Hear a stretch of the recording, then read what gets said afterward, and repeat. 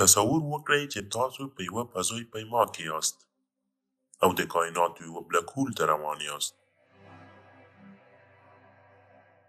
کله چې تاسو بلک هول ته ورنږدې شئ، هر څه چې تاسو یې وینئ داسې به ښکاري لکه چې یو ډول عجیب او تیاره نړۍ ته داخلېږئ.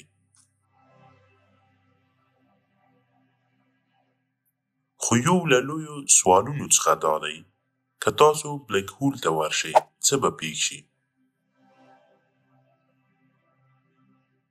که تاسو بلک هول ته داخل شئ، د هغې جاذبه دومره قوي ده چې هیڅ شی نشي کولی بیرته راوګرځي، حتی رڼا.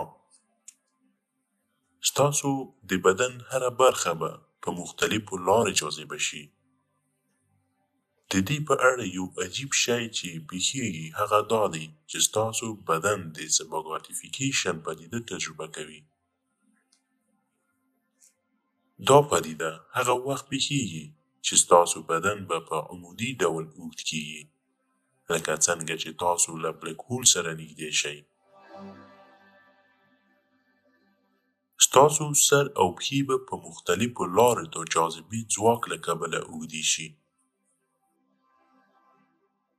چې دا پروسه به بې درکه او تر ټولو ناڅرګنده شي. که بلک هول ته ورسیږئ، د وخت تېرېدو سرعت هم بدلون کوي. یعنې تاسو به د وخت تېرېدو احساس وکړئ لکه څنګه چې ډېر ورو شي. په بلک هول کې ستاسو وخت به د نورو خلکو په پرتله زیات ورو ځي، ځکه چې د بلک هول جاذبه د وخت سرعت هم بدلوي. دا په داسې حال کې چې نور خلک به ژوند ته د نور سرعت ورکوي. خو تاسو به داسې احساس کړئ لکه چې د وخت په یوه ټیټه برخه کې ګامونه اخلئ. یعنې که تاسو بلک هول ته داخل شئ، دا یو ډول بې درکه کېدنه ده چې تاسو به هیڅکله بیرته راونه ګرځئ.